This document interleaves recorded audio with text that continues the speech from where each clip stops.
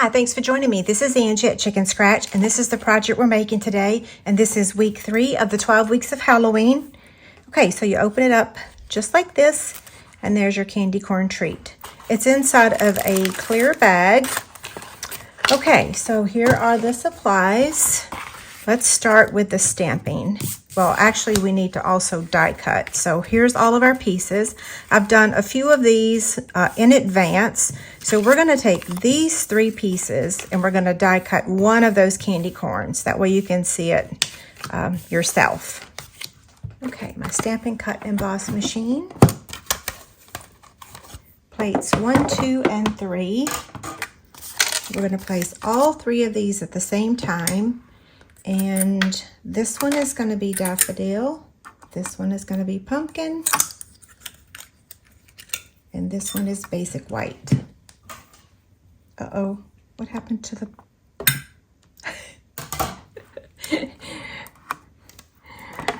Okay. Oops, gotta open that side.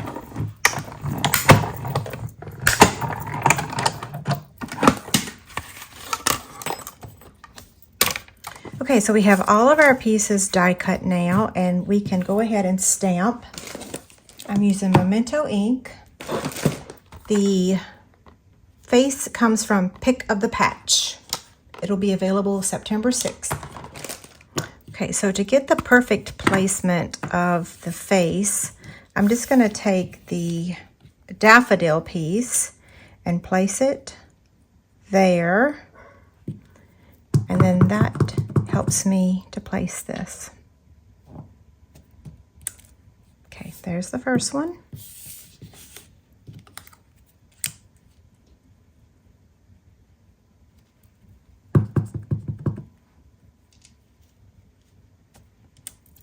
And the second one.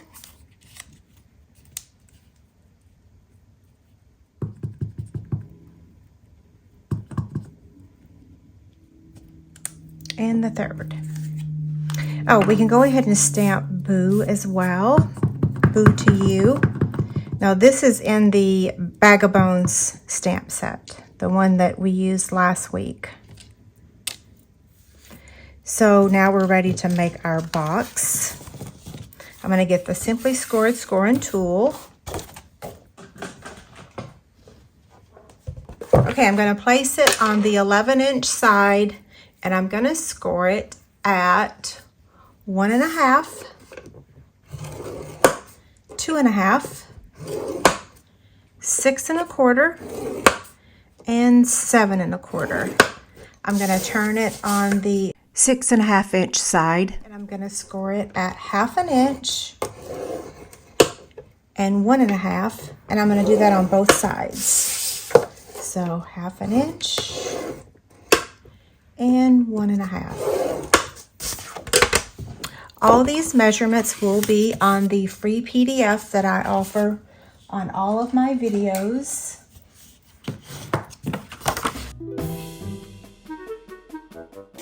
The PDF includes pictures, the supply list, the box template, and like I said, it is free. Okay, so now let's do some cutting. Before I proceed, I wanted to share with you that the dies where we got the candy corn is from the Tricks and Treats dies. Okay, so we've got this short end here and this top, okay? So I want to make sure we're going to start with the top, and we are going to completely remove this entire section.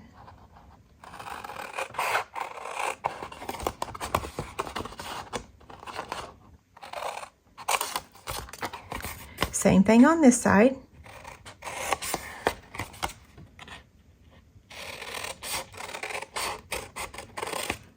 I cut that a little crooked, didn't I? Like a little, I swerved a little. Okay, so there's that part. Now, we're going to cut down to that score line on both sides. And then we want to remove this block on both sides. Okay, that's how it looks so far. Now we're going to come down here to this part. We're going to completely remove this section. And the same thing over here.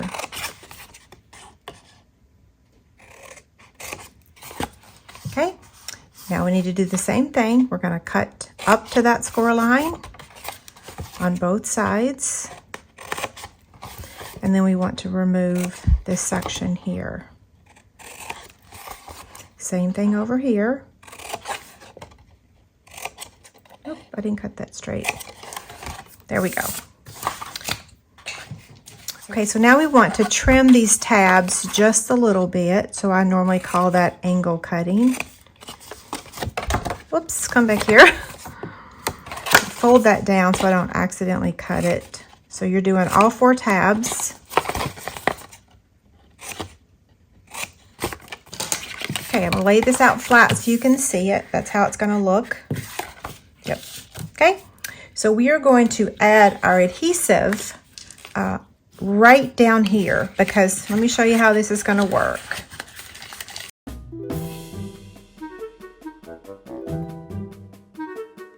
Let's get our corner rounder. This one is retired, but hopefully all you guys have a corner rounder. If you need help finding one, let me know. Okay, now we're going to place our tear and tape right here and right here. This is an easy box for you to make. Of course, I think all the boxes I make are easy, right? I don't think I make complicated ones.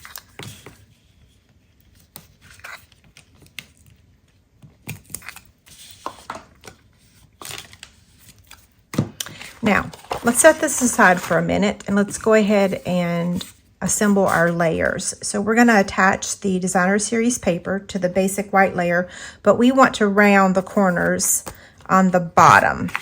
So I'm going to do the basic white first, and all the measurements for this will be on that free PDF.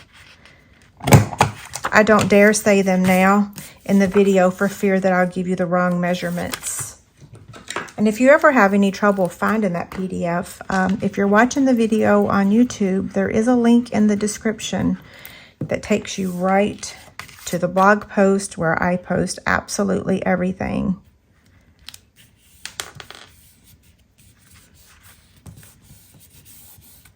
And now we can go ahead and attach that. Okay, so we're going to go ahead and attach this right to the front, but you will notice that the measurement is a little off. So I will make sure that your PDF has the correct measurements. It's a good thing that I didn't give those measurements to you, right? Yeah, so this is wrong because there should be a little bit of space here, but I did something wrong. Not sure what. Okay, so now this is going to fold over like this. This is going to fold up. So we've got this piece to do as well. And I'm assuming that since the other piece is wrong, this one's going to be wrong as well, right? I'm just going to go ahead and continue. I will fix these. Your measurements will be accurate, so don't worry about that. Okay? Because this is folding up like that, I'm going to make sure that I put this in the right orientation.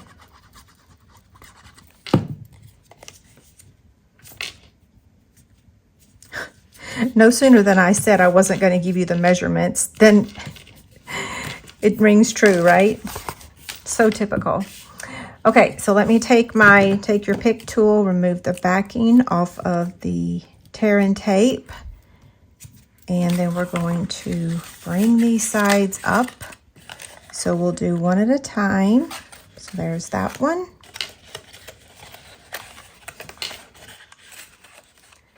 And this one. Okay, so there is our box. I'll tell you what I did on this box, and I realized it a little bit late, is I actually cut this box at 6.5 instead of 6 1/4. Okay, so now this box is ready for the candy. We'll finish decorating it in just a minute. So I'm just going to pour some candy corn in here. I do get these bags on clear bags. candycorn.com, and they measure approximately, let's see, 3 3/4 by 5 1/4. So it's just going to slide in there just like that. You can see you can put a whole lot more. Okay, so now what we're going to do is add this circle right there. Now you could use a Velcro dot to hold this box closed. So the same Velcro dot that I used the other day, the 3/8 inch. So now let's build the candy corn. I'm going to place all 3 of these here on my silicone craft sheet, and I'm going to add the daffodil piece.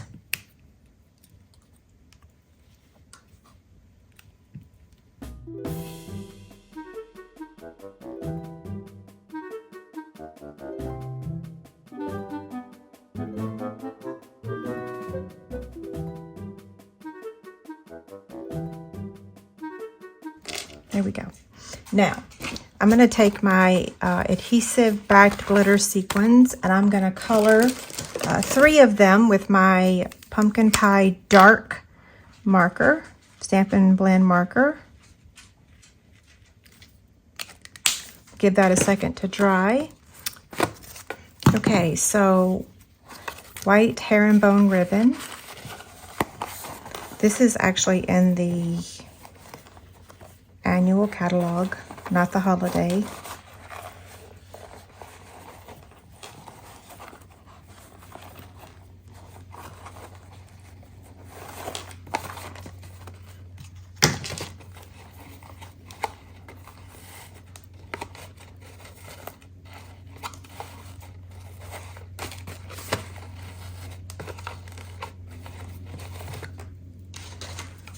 And we're going to trim the ends. Okay, we'll probably clean up that ribbon again in just a few minutes, but let's go ahead and add our candy corn. So I'm using liquid glue for the first one. It goes up here, and liquid glue for the second one, and it goes over here. And then I'm going to use a dimensional for the last one.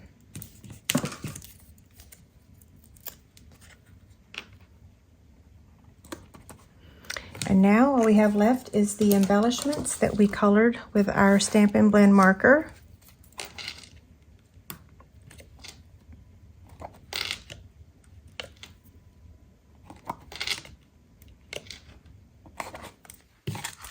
Okay, so there we have it. Just ignore the fact that this one is a little bit of a different size. I'll make sure that the instructions have the correct measurements. Now, do you guys want to see the 12 Weeks of Halloween Chick Candy?